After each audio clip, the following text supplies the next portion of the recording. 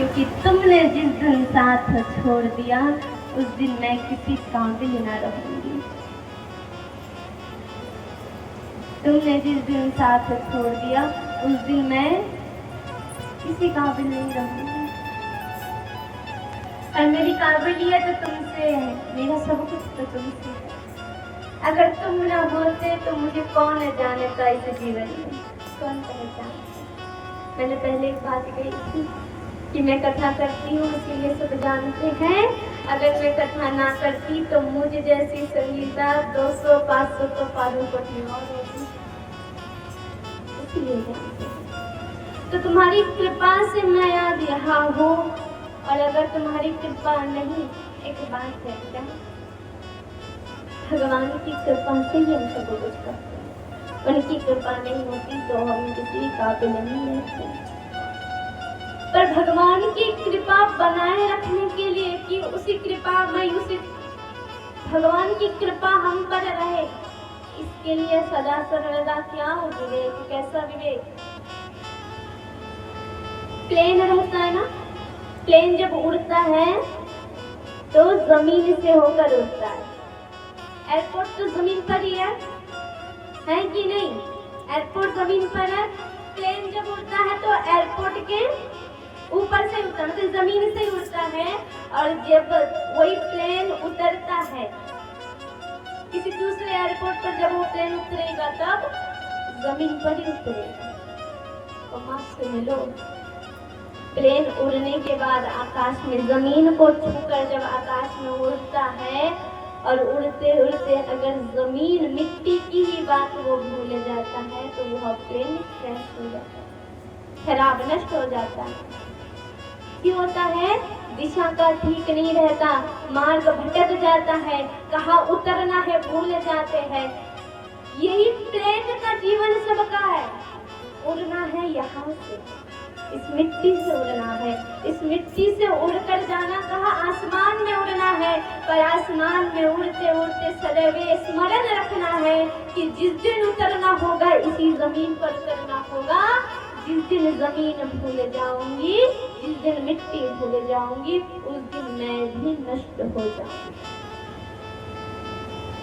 ये सबको स्मरण रखना होगा, क्योंकि उड़ने में भी वक्त नहीं लगता और गिरने में भी वक्त नहीं लगता।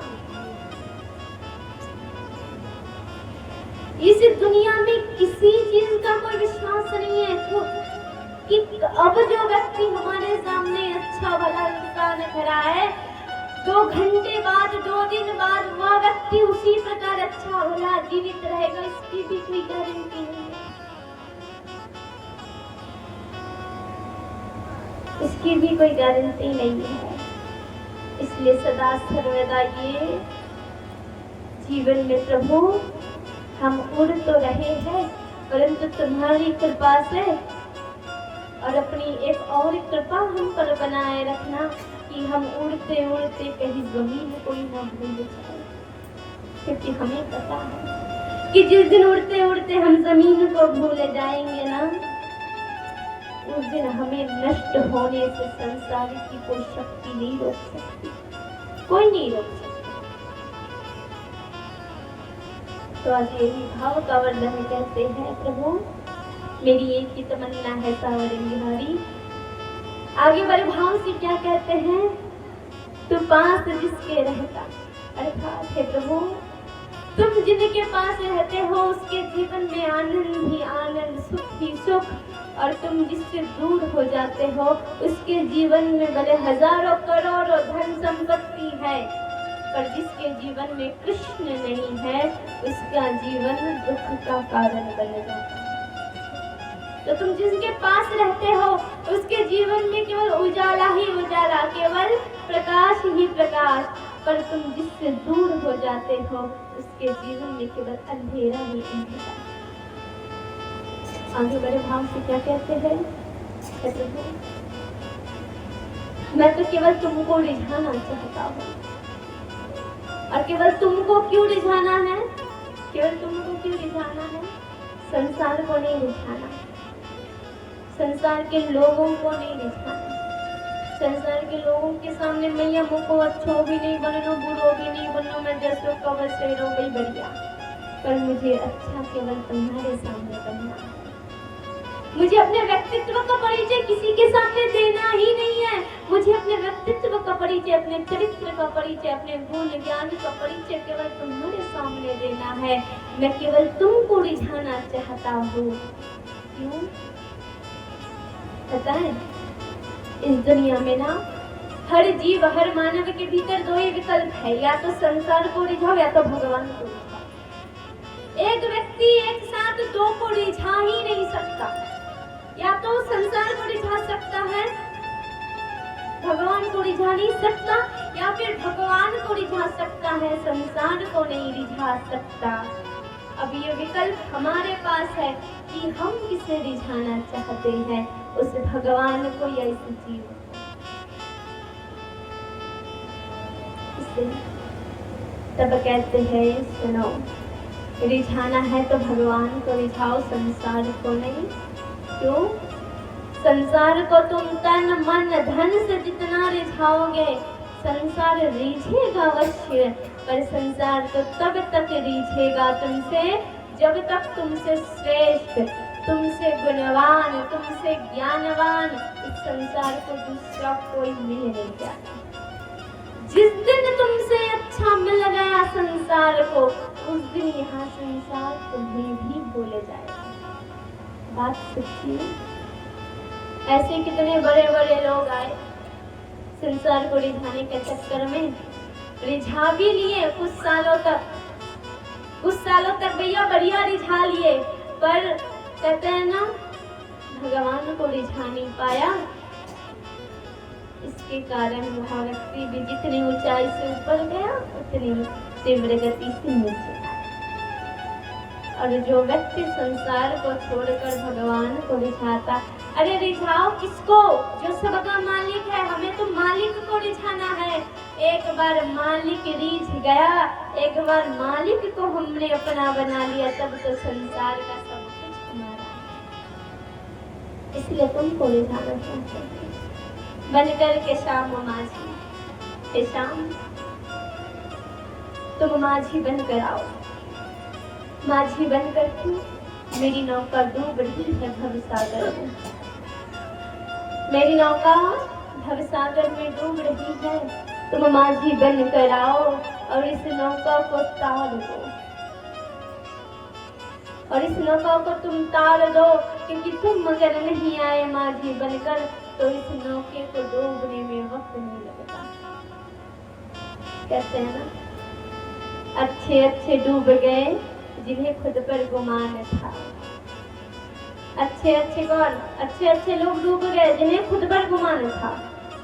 अच्छे अच्छे लोग डूब गए जिन्हें खुद पर गुमान था, और डूबने वाला भी तैर गया जिसपे कृष्ण मेहरबान था। अरे ऐसे कितने लोग जो तैरने वाले तैरते तैरते डूब गए। क्यों? अहम था, अहंकार था, खुद पे गुमान था। और ऐसे भी कितने लोग देखे हैं कि डूबते डूबते भी पार लग गए। क्यों? क्योंकि उस पे कृष्ण कृपा थी, कृष्ण मेहरबान थे। तो ये जो सामर्थ्य का बल है, सामर्थ्य का बल हर जगह चलता है, पर सामर्थ्य का बल कभी भक्ति में नहीं चलता। सामर्थ्य का बल अगर हर स्थान भक्ति में भी चलता, उमा एक बहुत सुंदर बात है कि जब समुद्र मंथन हुआ था तो जितनी मेहनत देवताओं ने की उतनी ही मेहनत असुरों ने भी तो की। मेहनत में कोई कमी नहीं थी, परंतु अमृत केवल देवताओं को मिली, असुरों को नहीं। क्यों? अरे मेहनत के साथ साथ भैया कृपा भी तो चाहिए, और कृपा देवताओं पर थी, दानवों पर नहीं। तो आज बड़े भाव से कहते हैं, हे श्याम तुम माझी बन के लाओ, मेरी डूबती हुई नैया पार लगा दो, और इस डूबती हुई नैया को पार लगा कर मुझे धन्य कर दो।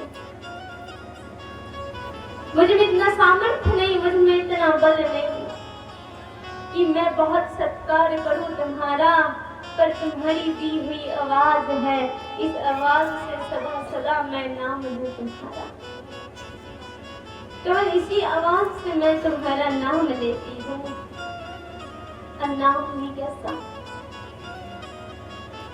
एक बार मीराबाई एक वृक्ष के नीचे बैठकर भगवान का नाम ले रहे थे। गिरधर को पुकार रहे, हे गिरधर नागर बचा लो, तर लो, एक बार दर्शन दे दो मुझे अपनी।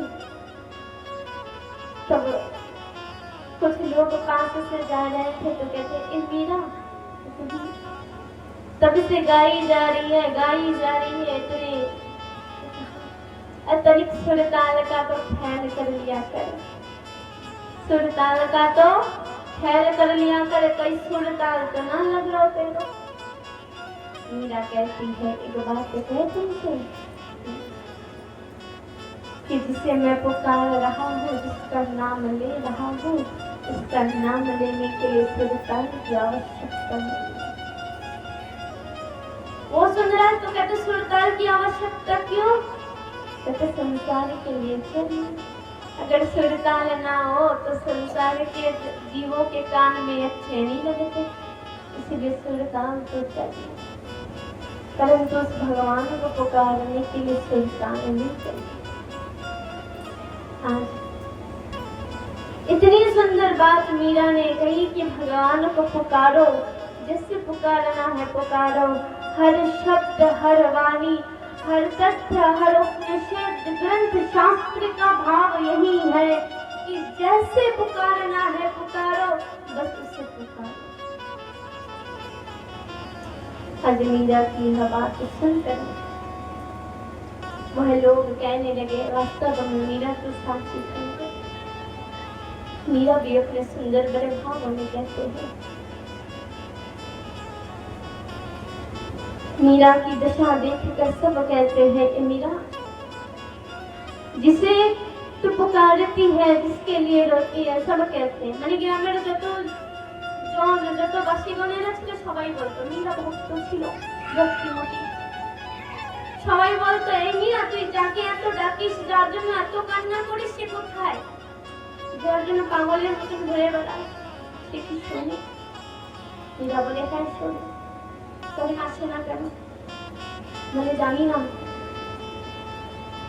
मीरा বলে, সবাই বলে, এ मीरा তোরে কষ্ট না আমাদের থেকে সহ্য হয় না, আমরা তোরে কষ্ট আর সহ্য করতে পারি না। এমন কিছু আছে যে সে ঔষধি দিলে তোর কষ্ট নিবারণ হবে? এমন কিছু আছে যে ঔষধি দিলে তোর কষ্ট কম হবে? তখন मीरा কি বলে জানেন? दर्द की मारी वन वन डोलू, वैध मिले नहीं कोई, मेरे मन का पीर मिटे जब वैध समझा है। শোনো, কৃষ্ণ প্রেমের ব্যথা এই জগতে কেউ বোঝে না আর বুঝতে পারবে না। বলে তাহলে এই কৃষ্ণ প্রেমের ব্যথা ওই মানুষই বুঝতে পারবে যার হৃদয়ে কৃষ্ণ প্রেমের ব্যথা। হ্যাঁ, সবাই বলতে পারবে যে ওর কষ্ট, তবে ওর কষ্ট যে কত কষ্ট শুধু বলতে পারবে, অনুভব কেউ করতে পারবে না। আর এই কষ্ট, এই কৃষ্ণ বিয়োগের কষ্টের অনুভব কি করতে পারবে? যে কৃষ্ণ বিয়োগের ব্যথায় ব্যথিত, সেই পারবে। मीरा বলে আমার হৃদয়ের কষ্ট, আমার হৃদয়ের ব্যথা জগতে কেউ বুঝতে পারবে না, শুধু আমিই বুঝতে পারবো। আর ও মানুষের, সে মানুষই বুঝতে পারবে যে মানুষের এই কৃষ্ণ বিয়োগের ব্যথা। আর আমি এই ব্যথা নিয়ে বনে বনে ঘুরে বেড়াই, দর্দ কি মারি বন বন ডোডো, ব্যথ মিলে রহি কোই। এই ব্যথা নিয়ে আমি বনে বনে জঙ্গলে জঙ্গলে ঘুরে বেড়াই, আমি একটা চিকিৎসক, একটা বদ্ধ পাইনি। তবে আর একটা কথা জানো কি? मेरे मन का पीर मिटे जब वैध समझिया है। এই ব্যথার নিবারণ তো সেদিনই হবে, এই ব্যথা তো সেদিনই কম হবে যেদিন শ্রীকৃষ্ণ, वैध समझिया শ্রীকৃষ্ণ নিজে ব্যর্থ হয়ে এসে আমার এই ব্যথা নিবারণ করবে, সেদিন আমার এই ব্যথা কমবে। সবাই বলে এই মীরা, সে কি আসবে? বলে হ্যাঁ আসবে। বলে যদি না আসে, বলে যদি সে না আসে তাহলে আমি তার কাছে যাব। তাই মীরাবাই যখন মেয়েটা রাজস্থান যখন ছেড়ে দেয়, তখন রাজস্থান ছেড়ে দিয়ে সে কোথায় বৃন্দাবনে গমন করে। বৃন্দাবনে গিয়ে গোস্বামীদের সঙ্গে দেখা করে আর সবাইকে গিয়ে বলে, আমি তো কৃষ্ণের জন্য এসেছিলাম, কৃষ্ণ কোথায় আছে? একটু কৃষ্ণকে দেখ। বলে ছোট ছিলাম, সে ছোটবেলা থেকে তাকে স্বামীর রূপে গ্রহণ করেছিলাম, তাকেই প্রেম করেছি। সে বাল্যকাল থেকে যৌবন অবস্থায় প্রবেশ করেছি, আমি যৌবন কাল থেকে বৃদ্ধ অবস্থায় প্রবেশ করবো, এখনো করিনি। এখনো তাকে খুঁজে বেড়াই, জানি না কবে পাবো। বৃন্দাবনের গোস্বামীরা বলেন যে দেখো মীরা, তুমি ভক্তিমতী, তোমার প্রাণ, তুমি ভক্তিমতী, সেটি কোনো সন্দেহ নেই। তবে আর একটি কথা কি বলো, তোমার আসতে একটু দেরি হয়েছে। বলে কেন? বলে যার জন্য এসেছো সে তো আর এখানে নেই। বলে সে এখানে নেই, তাহলে কোথায় গেছে? বলে সেই জায়গা ছেড়ে গুজরাটে চলে গেছে। বলে গুজরাটে চলে গেছে? বলে হ্যাঁ, দ্বারিকাধীশ ভগবানের রূপে গুজরাটে বিদ্যমান। তো মীরা কিছু সময় একটু চুপ হয়ে যায়, যার জন্য রাজস্থান থেকে বৃন্দাবন এসেছি, এখনই সেই জায়গায় এসে যদি কেউ বলে যে যার জন্য তুমি বৃন্দাবনে এসেছো সে নেই, কত কষ্ট। গোস্বামী বলে, ও মীরা কষ্ট হচ্ছে? মীরা বলে না। তাহলে? বলে আমি আপনি আরো বেশি আনন্দিত। তুমি কিসের আনন্দ এত? যার জন্য এসেছো তাকে পাওনি, এত কিসের আনন্দ? দুঃখের বিষয় তো।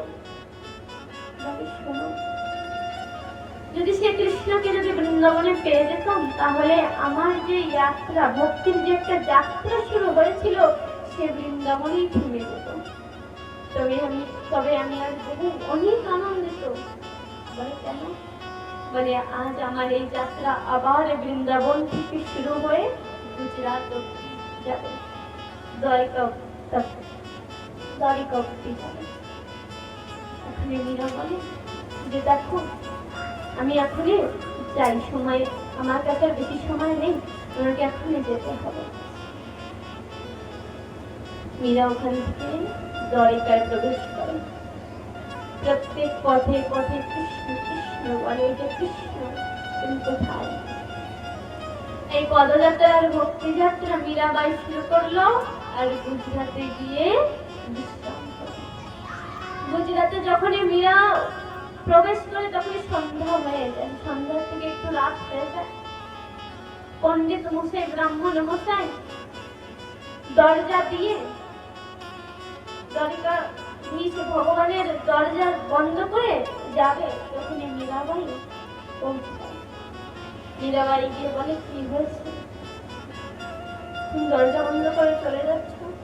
তখনই মীরা বলে, মীরার কথা শুনে সাধু বলে যে দেখো, এ সময় ভগবানের মানে ভগবানের দরজা বন্ধ থাকে, আসলে ভগবান বলে হ্যাঁ। তখন সেই সাধু বলে, তুমি কে, কোথা থেকে এসেছো? বলে আমি মীরা, আমি রাজস্থান থেকে বৃন্দাবনে এসেছিলাম, আর বৃন্দাবনে এসে শুনেছি যে ভগবানের বৃন্দাবনে নেই, তাই ভগবানের সঙ্গে দেখা করতে গুজরাটে এসেছি, পদযাত্রা করি। বলে পদযাত্রা করে এত কিছু এসেছো? বলে কষ্ট হয়নি? বলে যার সঙ্গে প্রেম, তার সঙ্গে মিলনের এমন একটা উৎকণ্ঠা, এমন একটা ব্যাকুলতা জাগৃত হয় যে সেই ব্যাকুলতার সামনে জগতের সমস্ত কষ্ট কম লাগে, যে না কোনো কষ্ট নেই। কৃষ্ণের সঙ্গে এমন প্রেম হয়েছে যে কৃষ্ণের সঙ্গে মেলবো করে, দেখা করবো করে রাজস্থান থেকে বৃন্দাবন, আর বৃন্দাবন থেকে আমি গুজরাটে এসেছি। এখানেও এসে ভগবানের মন্দিরের দরজা বন্ধ হয়ে গেল। আর কতক্ষণ অপেক্ষা করবো? পণ্ডিত মশাই বলে একটু সময় আর একটু অপেক্ষা করো, কাল ব্রহ্ম মুহূর্তে পুনরায় 4টার সময় আবার দরজা খুলেছিল। মীরা বলে সত্যি যা। মীরা অপেক্ষায় সেখানেই বসে আছে, কখনই দরজা খুলবে, কখনই সকাল হবে, ব্রহ্ম মুহূর্ত কখনই দরজা খুলবে, আর আমি আমার কৃষ্ণের সঙ্গে দেখা করবো। এদিকে রাজস্থানে আকাল পড়েছে। আকাল কেন? বলে রাজস্থানবাসীরা মীরার বহু অপমান করে মীরাকে বিবশ করেছে যে ও যেন রাজস্থান ত্যাগ করে দেয়। বহু অপমান করেছে, তাই মীরা রাজস্থান ত্যাগ করেছে। আর মীরা যেদিন থেকে রাজস্থান ত্যাগ করেছে সেই দিন থেকে রাজস্থানে আকাল পড়েছে। তাই রাজস্থানের সমস্ত লোকেরা বলছে, কিছু সাধু সন্ত বা কিছু বাসীদেরকে বলছে যে যাও তোমরা গিয়ে মীরাকে পুনরায় ফিরে আনো। মীরা যদি না আসে তবে রাজস্থান নষ্ট হয়ে যাবে, এই আকাল আর কোনোদিন যাবে না। তার কারণে কিছু লোক মীরার পেছনে পেছনে মীরাকে নিয়ে যাবে করে এসেছে।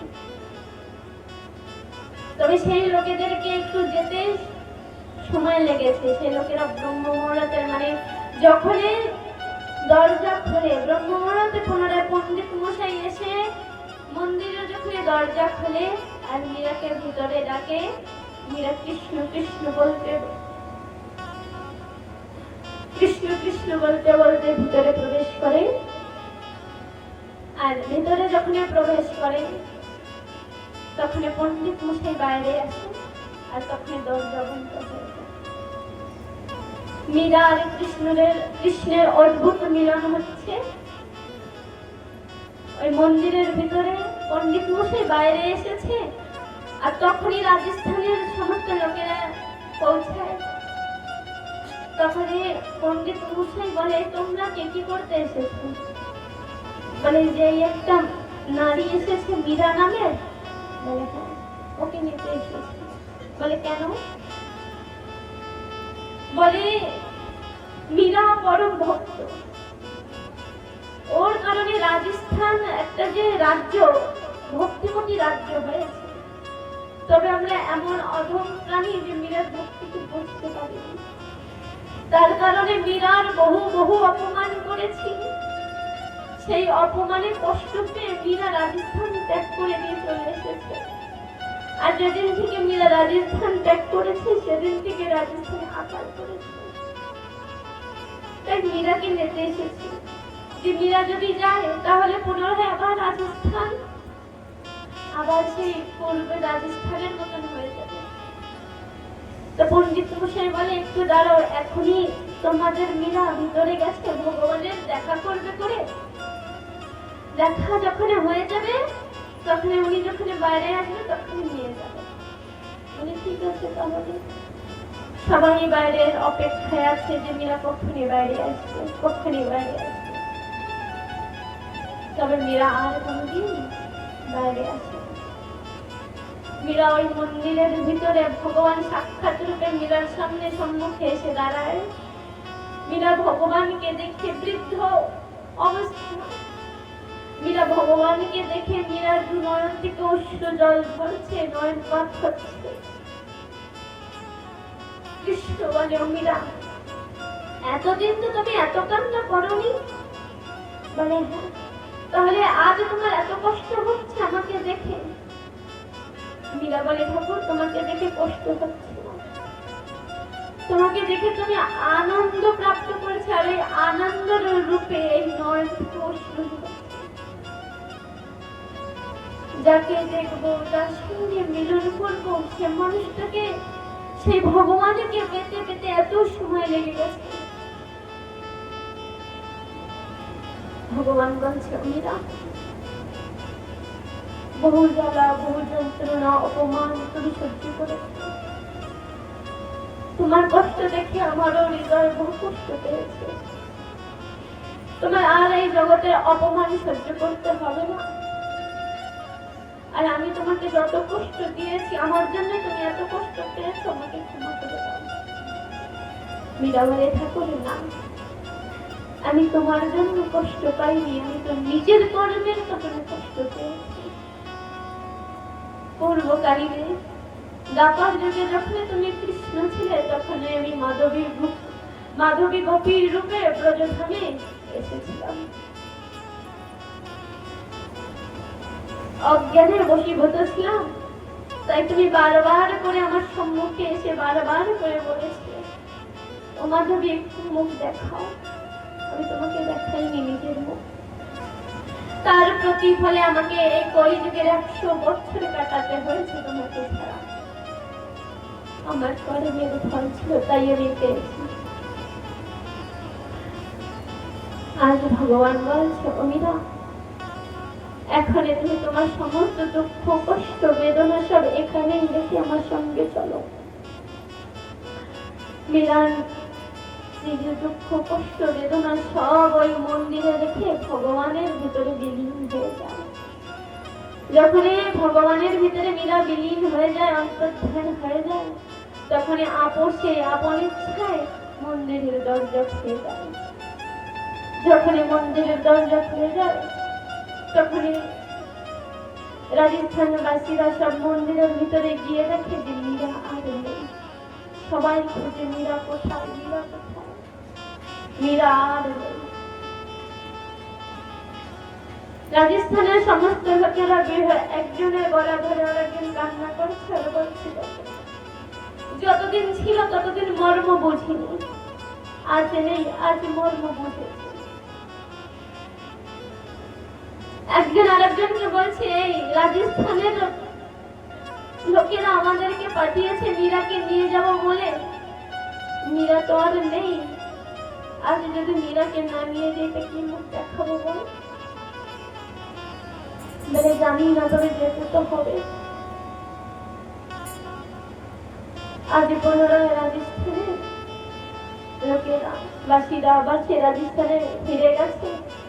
রাজস্থানের প্রত্যেকটা জীব মীরার অপেক্ষায় ছিল যে মীরা আসবে, মীরা আসবে। অন্তিমে যখন দেখে যে মীরা আর আসেনি, তখন সবাই শুনে, মীরা কোথায়? বলে, মীরা আর নেই, সে চলে গেছে। বলে, কোথায় গেছে? বলে, মীরা আজীবন কাল যার গুণগান সাধনা করতো, সে এসে মীরাকে নিয়ে চলে গেছে। আজ এত কষ্ট পুনরায় রাজস্থানের যেমন বৃন্দাবন থেকে অক্রূর কৃষ্ণকে নিয়ে যায় আর বৃন্দাবনের যে অবস্থা হয়, আজ ঠিক ভগবান মীরাকে নিয়ে গেছে। আর মীরার যাওয়ার উপরান্তে যাওয়ার পরে রাজস্থানের ঠিক সেই অবস্থা পরিস্থিতি হয়েছে। রাজস্থানবাসী বলে, রাজস্থান এমন একটা ভূমি, এমন একটা জায়গা, যে জায়গায় মীরার মতন ভক্তিমতী প্রাণের উদয় হয়েছে। নিষ্কাম নিশ্চল প্রেম। আর আজও সেই মীরার নাম প্রত্যেকটা ঘরে ঘরে, প্রত্যেকটা জীব, প্রত্যেকটা মানুষই সেই মীরাকে চেনে।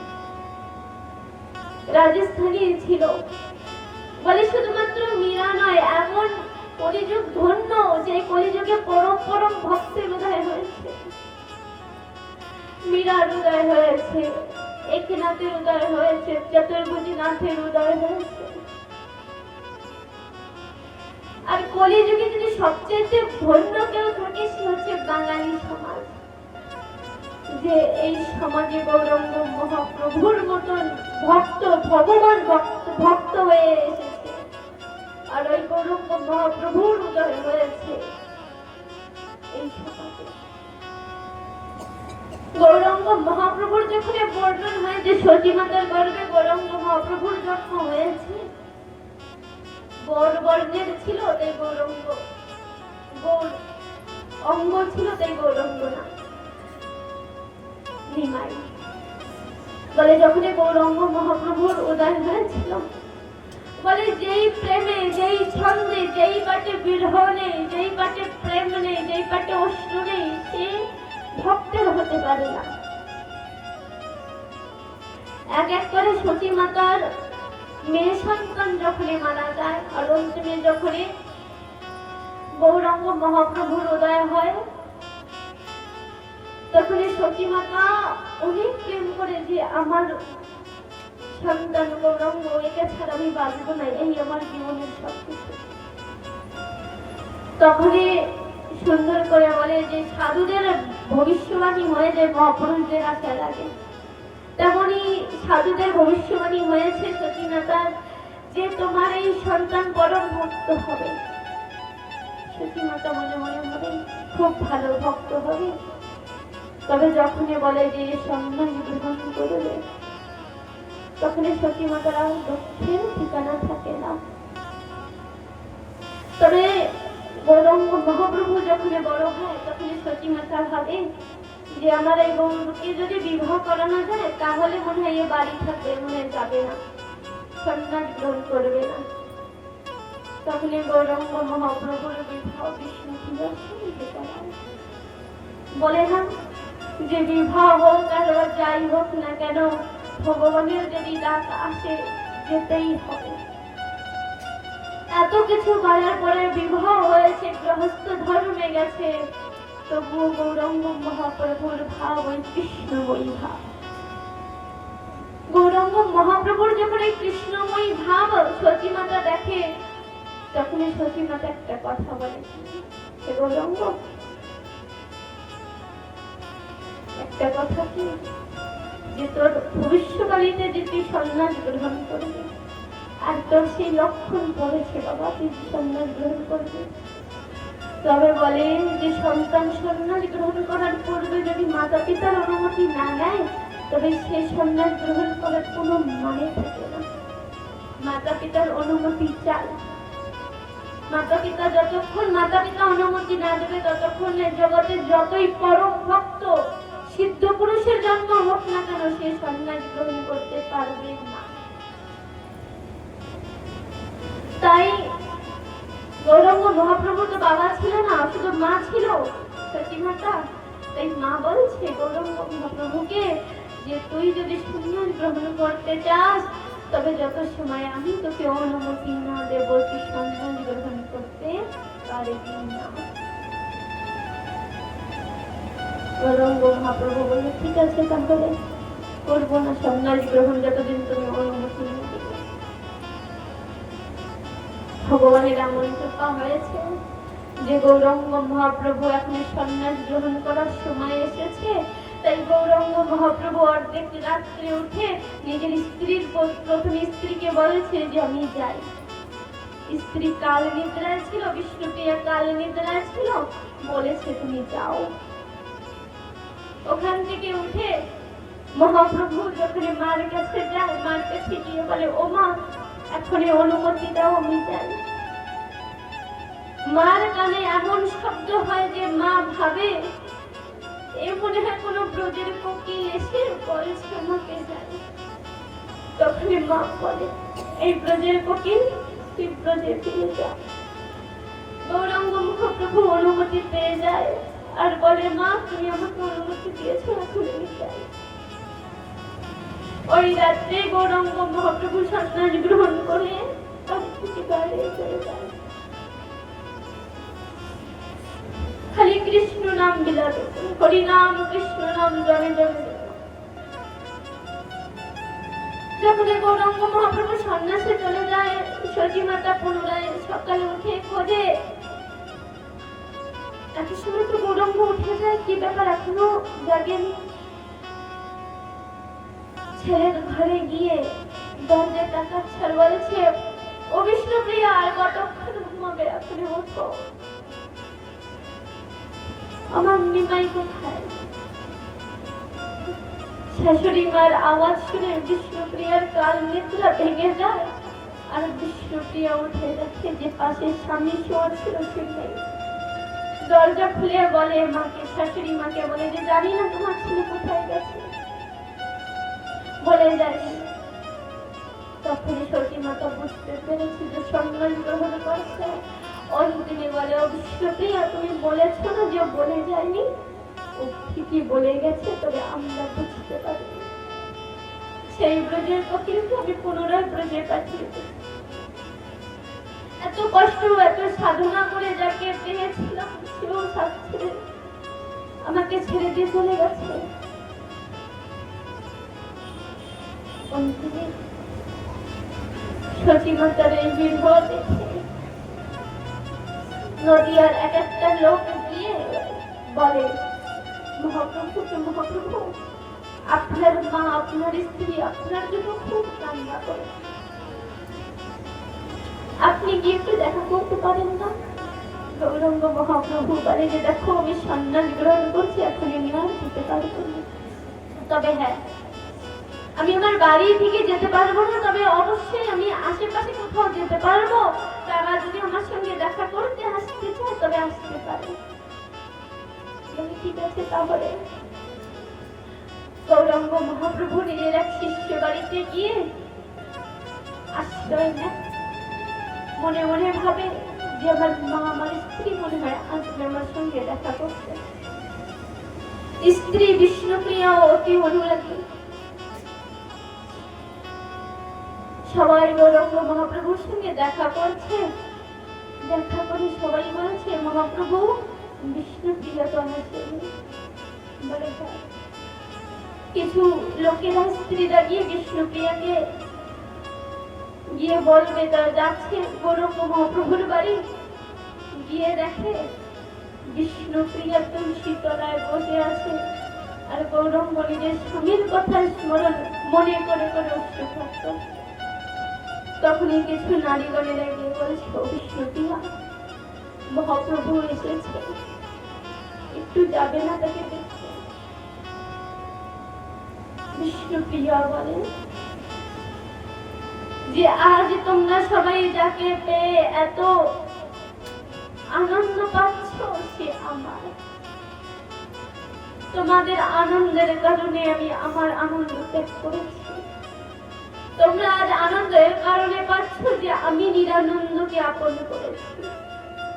যাকে তোমরা সবাই দেখতে যাচ্ছ, যার গুণগান তোমরা গাচ্ছ, সে আমার, আমি তাকে দেখতে যাব না। সেই স্ত্রীগণেরা আবার পুনরায় মহাপ্রভুকে এসে বলে, মহাপ্রভু বিষ্ণুপ্রিয়া বলেছে যে আমরা সবাই আপনাকে দেখতে, আমরা সবাই যাকে দেখে আনন্দ পাচ্ছি, সে নাকি ওর, আপনি নাকি তার, বিষ্ণুপ্রিয়া। গৌরাঙ্গ মহাপ্রভু বলে, ঠিকই তো বলেছে, যদি আজ বিষ্ণুপ্রিয়া না চাইতো তাহলে মনে হয় আমি সন্ন্যাস গ্রহণ করে এই ধরাধামে, এই কলির প্রভাবে এই ধরাধামে কৃষ্ণ নাম প্রচার করতে পারতাম না।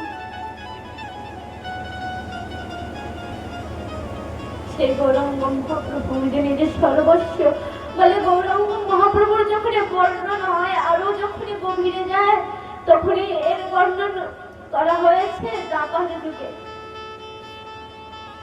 যে শ্রীকৃষ্ণ একদিন যমুনার তীরে বসে বেণুবাদন করছে, বাঁশি বাজিয়েই যাচ্ছে, তবে রাধা আর আসে না। বহু সময় হয়েছে, অন্তিমে বহু কষ্ট করে রাধা বাড়ি থেকে বাইরে এসে কৃষ্ণের সঙ্গে মিলন করতে আসে। তখনই কৃষ্ণ বলেছে, রাধা আমার প্রেম কি তোমার কি প্রেম মনে হয় না? বলে কেন?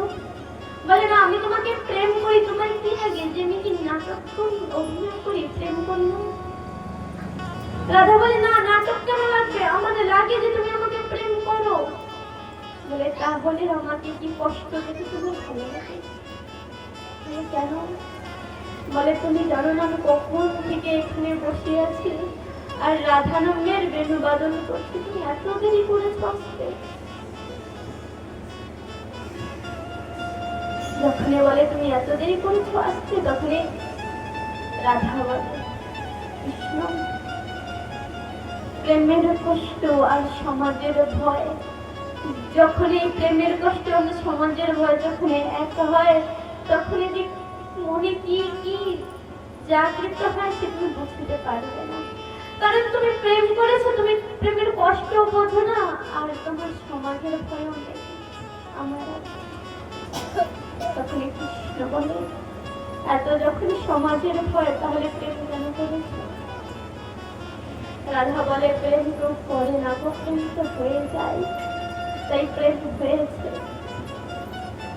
কৃষ্ণের কথা শুনে রাধা বলে, কৃষ্ণ আমার জায়গায় যদি তুমি হতে তাহলে এই প্রেমের বেদনা তুমিও বুঝতে, যে প্রেমের বেদনা কি, প্রেমের কষ্ট কি।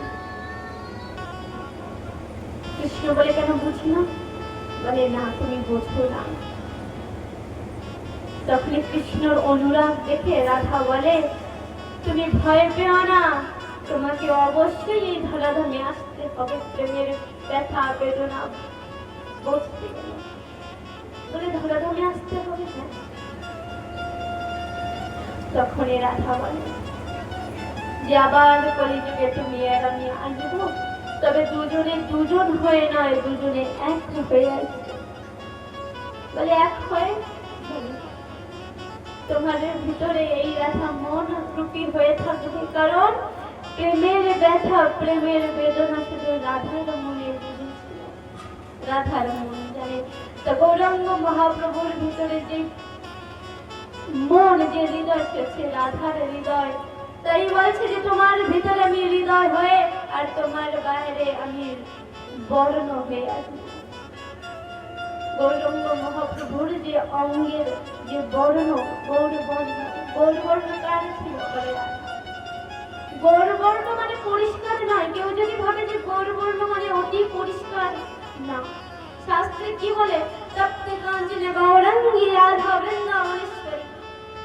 তপ্ত কাঞ্চনে গৌরাঙ্গী অর্থাৎ তপ্ত মানে আগুন, কাঞ্চন মানে সোনা।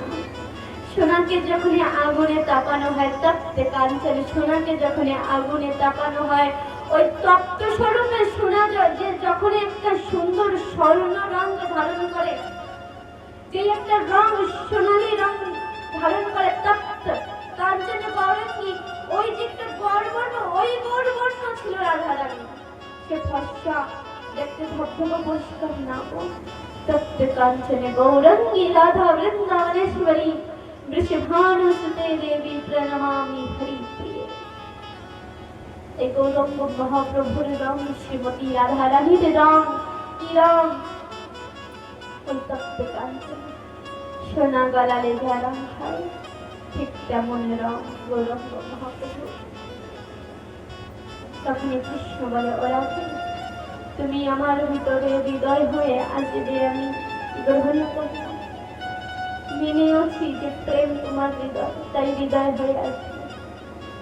এই গৌরবর্ণ হয়ে কেন আসবে? তুমি আমার ভিতরের বর্ণ হয়ে কেন আসবে? তখন এই রাধারানী বলে যে যখন এই রাধার হৃদয় তোমার ভিতরে থাকবে আর তুমি কৃষ্ণ কৃষ্ণ বলতে বলতে যখন অচেতন হয়ে পড়ে যাবে, ধুলায় গড়াগড়ি করবে, এই ধুলায় অনন্ত কাটা পাথর থাকবে, আর তোমার শরীরে যখন লাগবে তখন ব্যথা তোমার না গো, ব্যথা আমার হবে। তাই তোমার বাইরের রং, বাইরের বর্ণ চাম হয়ে আমি আসি। কৃষ্ণ বলে, কি প্রেম তোমার, শাস্তিও তুমি দাও, আর এই শাস্তিতে যে কষ্ট, সে কষ্ট তুমি ভোগ করতে চাও। তাই বলে যে গৌরাঙ্গ মহাপ্রভু যখন কৃষ্ণ কৃষ্ণ বলতে বলতে, হরি হরি বলতে বলতে যখন ধুলায় গড়াগড়ি করত, তখনই গৌরাঙ্গ মহাপ্রভুর অঙ্গে যত ব্যথা, সমস্ত ব্যথা শ্রীমতী রাধা রানী আপন করল। যে আমার প্রাণনাথ, আমার গোবিন্দ কষ্ট পেতে পারে না। রাজার ছেলে যদি কষ্ট পায়, রাজার মেয়ে কষ্ট পেতে পারে, কারণ নারীর জীবন তো কষ্টতেই কাটে। আমি যদি কষ্ট পাই, আমি কষ্ট সহ্য করে নিতে পারবো কৃষ্ণ, তবে তুমি কষ্ট সহ্য করতে পারবে না।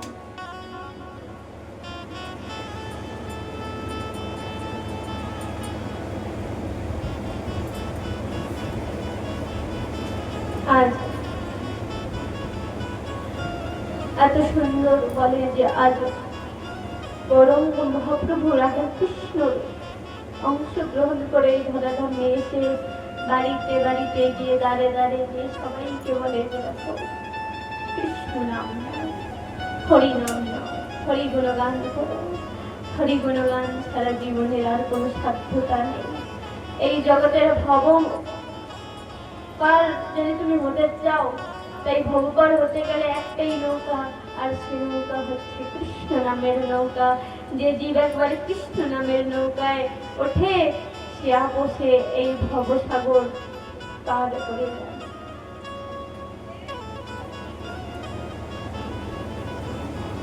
সে জীব আপোষে ভবসাগর পার করে যায়, তার কোনো কষ্ট হয় না। আর যে জীব একবারে ভবসাগর পার করে যায় সে 84 লক্ষ জনি থেকে মুক্ত হয়ে যায় আর আজীবন অনন্ত অনন্ত জন্ম জন্মান্তরে কৃষ্ণর চরণে কৃষ্ণর সেবক দাস হয়ে থাকে। আজকে যে এক দিবসীয় কথা ছিল, আমরা এখানে বিশ্রাম করি। আর সেই জেঠমশাইয়ের জন্য এক দিবসীয় ভাগবত চর্চার আয়োজন করা হয়েছিল ব্যাসপীঠ থেকে, বা আমরা সবাই তার জন্য ভগবানের কাছে কামনা করি যে ঠাকুর যেন তার আত্মার কল্যাণ করে। আসুন এখন বিশ্রামের সময় আমরা কিছুক্ষণ নাম সংকীর্তন করে বিশ্রাম করি।